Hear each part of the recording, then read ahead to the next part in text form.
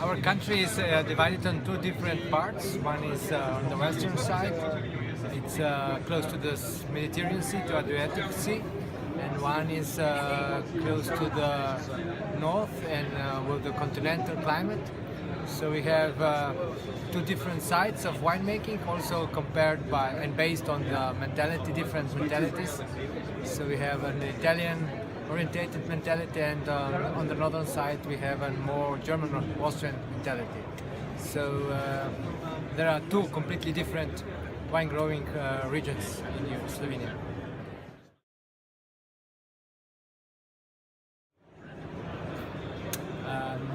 I'm coming from Bilbao Valley, and basically I grown up in this valley. It's a region where actually mostly I know the weather conditions, mostly I know the history of winemaking, and it's quite logical that I decided to be there. But basically I decided just because I was somehow informed and I was in touch by the way of wine growing in Switzerland, and I just wanted to transform the philosophy of communication between winemaking and between the communication between winemaking and customers who are buying the wine direct from the property. So I decided to be a farmer in Bilbao Valley, first of all because I know most, and then I realized that I can do in my region something which will be unique and compared and based on my knowledge.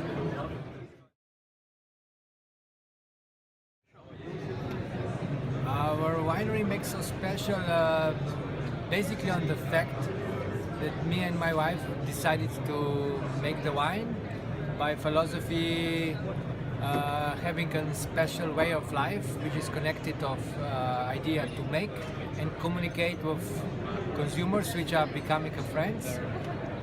So we did not decide by any tradition of our relatives, so that makes us very unique, and according that means that we are not connected with any tradition. We do actually what we want, so we are very liberal by any kind of idea. So we combine our knowledge with the tradition of the valley, and especially with the terroir conditions, which are actually climate and soil and expositions of the landscape we have in Bilbao Valley.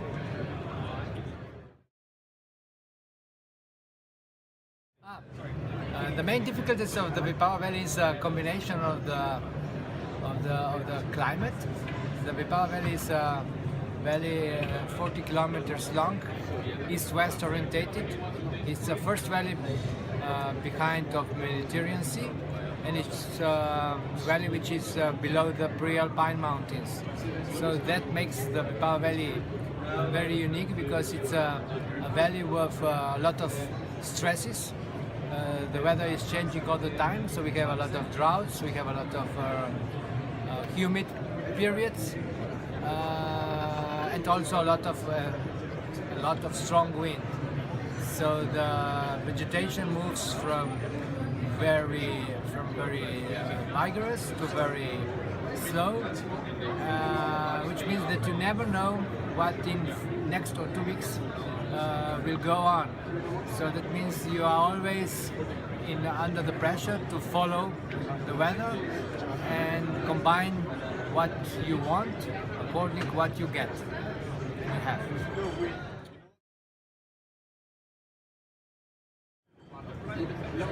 Regulations of organic wines in Slovenia are the same as all over Europe. So we have rules of making organic production of the grape.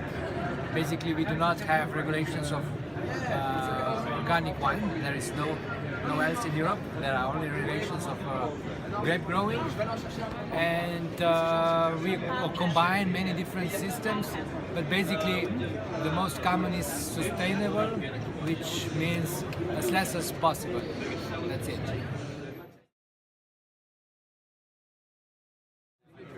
The evolution of our winery is quite particular. It's based on the fact that my wife and me, we had practices in Switzerland in the end of 80s. We had practices in the Swiss farm, which was size of 10 hectares. And that was actually the reason we became farmers.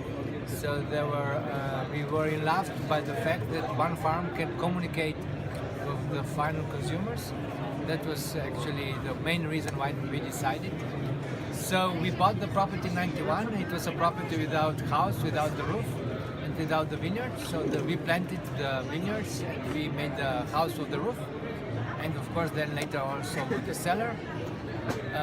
In '92 we planted first vineyards. In '96 we made first cellar, and also then later we made first crop. Basically, we got an idea to communicate only with the final consumers up to 2001. But in 2001 we realized that we have to somehow communicate also the restaurants, and later on also the foreign market. So the next step was in 2003 when we doubled the surface of the vineyard. So in that time we planted another 3 hectares of the vineyard, which together counted on 7. That was for us very big progress.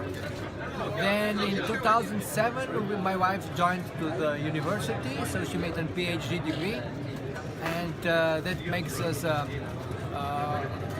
organization form differently. So since 2008 we are organized more or less like a small company, and we joined in 2010 also Naked Wines, which is a very important customer of us. So that's also a next step we have. And of course the biggest step we made is this year when we declared that we are House of Pinot. So we have an additional slogan which says that our focus is focus to Pinot Gris and Pinot Noir. We also in this year we also changed our outlook, our design. So Tilia is a Latin word for linden. A new outlook has, instead of leaves, clusters of the grape.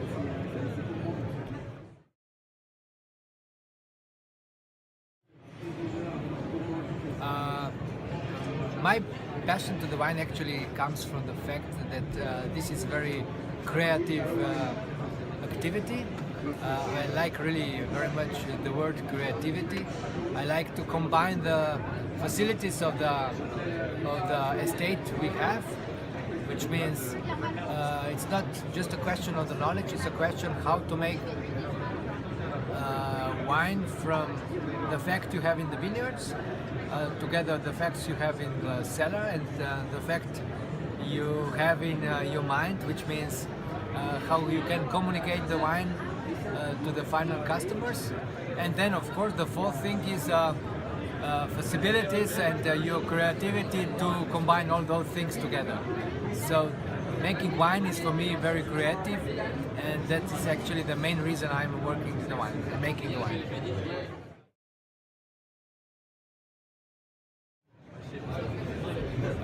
My favorite moment of the day is for sure when I have enough people to listen to me, and sharing with me the passion I have, and that's normally something between noon and midday and 4 or 5 o'clock, when the clients all over the world are coming to our cellar and we can talk about the wine with.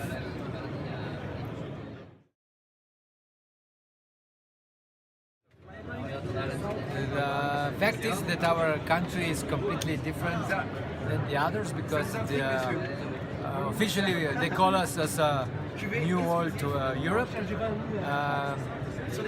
The fact is that our production in the valley and also whole western part of Europe is based on the small producers. That's not something very unique, because there are the same size wineries also in Switzerland and in Germany and Austria. So by this we are not unique, but I believe that our size can give us ability to show us to the final consumers directly what we are doing. So this is, in my opinion, the biggest advantage of our site, to share our passion with the people who are prepared or able to come to us.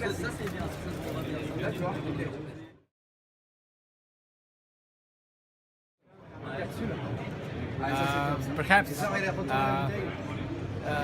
something is tradition, but tradition is something which we share from our grandmother and grandfather knowledge. But there is a future, and we have to go on. So something what our grandparents did cannot be the same nowadays. So the future is made by the past and the steps.